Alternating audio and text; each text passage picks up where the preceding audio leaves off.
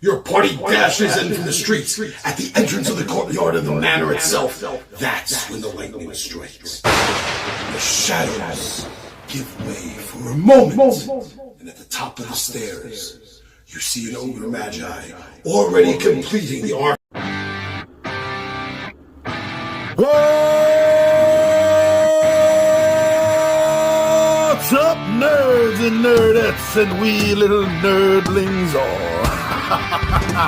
It's your buddy Big Johnny G for Two Gun Pixie presents Legendary Gaming. Shut up. Sit down. All right, a little behind the screen, and then we get to see the 20-sided warriors who are currently here today of Sean and Jonathan and Ron. So we are doing some Gamma World today, gentlemen. That goes back TSR early 80s. And everyone here has had a little bit of a taste of it, you said, huh? About 35 years ago. Long time ago. All right, but we are all very familiar with the post-apocalyptic theme and setting. Cool. All right, so we have three here today. Ron. Yes. Ron, who are you? By the way, I didn't name any of these pre-gen characters. Right. That's up to you. I currently nameless. That might be his name because he is a mute. Mm-hmm. So I don't know how I'm going to communicate with these guys yet, but he is the tough hero. He looks like this. He does have a mouth, apparently. It just seals up. Yeah. Apparently, because I'm the tough hero, I have the best immunity. Let me read the cheat sheets. I have an ultra immune system, energy diffusion, which is good if I get hit by an electric blast or something. Lightning. Dark vision. I have natural scaly armor. I do have a drawback, though, guys. Just to let you know, I need to drink at least 1 pint of blood per 24 hours. So, if we're not, killing people or killing stuff, I'm going to ask for donations. Or at least I'm going to gesture donations because I can't say anything. That's going to be interesting. And what kind of weapons do you have? I've been given a spear, a javelin, and a knife. I think you have several javelins. Okay, 8 javelins. 8 javelins. Javelins are thin stuff, so I could carry them in a golf bag, essentially. Perfect for throwing. Yeah. And a knife is more than a weapon, it's also a tool, isn't it? Yes. Very important. All right, Jonathan. All Right right. here. So we just heard from our tough hero. Who are you playing? I am the fast hero, or the fast. Yeah, I am a hero. A quadrupedic humanoid. Looks kind of looks a lot like a house goblin. His name's Zinzer. He sports a compound bow, some throwing hatchets, and a little knife. He's very fast with his 4 humanoid feet. He can do a kind of a 6 humanoid type feet.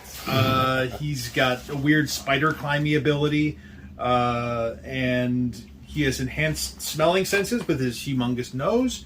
But he has a weak immune system, so I foresee I'm probably apt towards more mutation. Probably have a constantly running nose. Yeah. You. And then Sean. I am the strong hero. Her name is Lily. She is covered in spikes. She has 4 arms, glowing blue eyes, and flowers growing up the top of her head for hair. She's armed with knives, but looks like she doesn't. Maybe she would use them as a ranged weapon because she's pretty tough with the unarmed attacks. That's what I was thinking.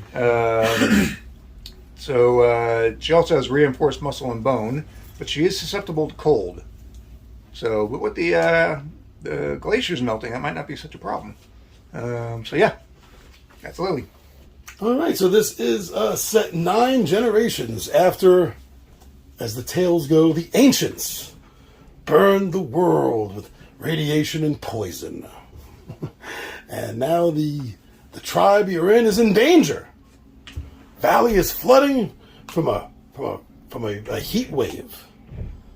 But there may be some way that you 3 heroes of the tribe can save the day.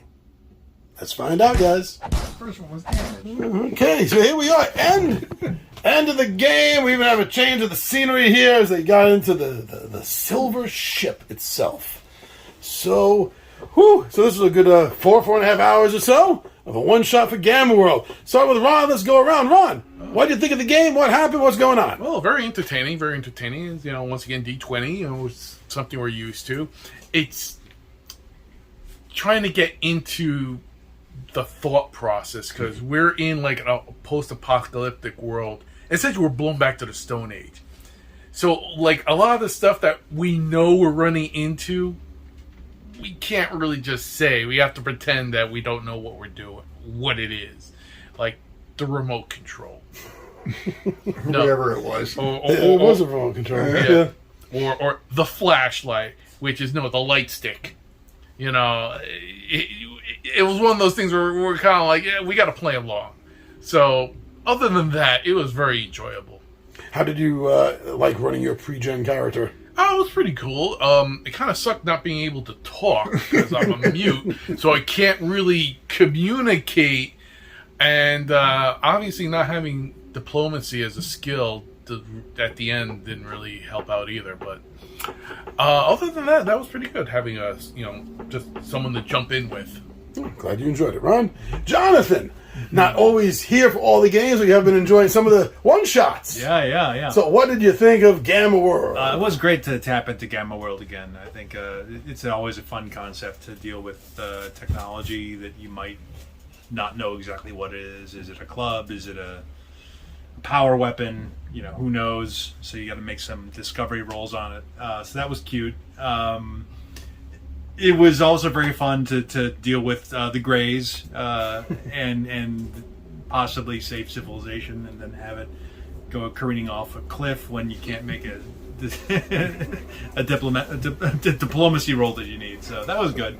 All good and good fun. So overall, you enjoyed the Gamma World one-shot? Absolutely. It was good. It was great. Thank you. All right, Sean. Yeah, it was good. It started pretty standard, the traveling to the ship part, the overland part with the, that kind of stuff. That was good. But when we got to the ship and there was a video screen with an alien on it, and we were all like, oh, yeah, okay. And then I was like, wait a minute. We've never seen a video screen.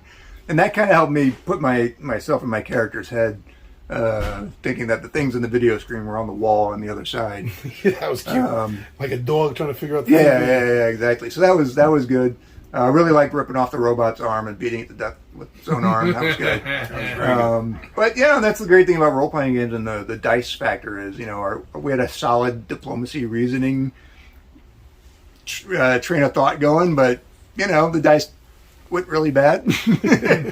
I thought that maybe we were going to just blow the whole thing, but kind of putting ourselves in saving the village mind, leaving with some livestock probably seems like a huge win to our characters. So we didn't save the world per se, but it was good. It was fun. I like the way it worked out. Worst comes to worst, the ship would have self-destructed. So you guys avoided a self-destructing ship. That's good. We did press a lot of buttons. Yeah. You guys couldn't stop screwing with the tech. It was great. Well, I figured out the first one, and then I was like, oh, I got this, and then it was just nope. What did you guys think of the puzzle that was thrown in there? It took you a couple of minutes to figure it out. Yeah. With the light switches on the panel. Well, I played a lot of BioWare games, and they always have their little mini games inside. So I was like, oh, I think I know where this is going. So that was fun. Yeah, it was good. Okay, good. Yeah, I want to throw that in. It's something a little bit different. All right, so thank you guys for doing this little test run of this one shot of D20. I own D20. There was a D20 Gamma World. It kind of sucks. So I'm glad you enjoyed mine.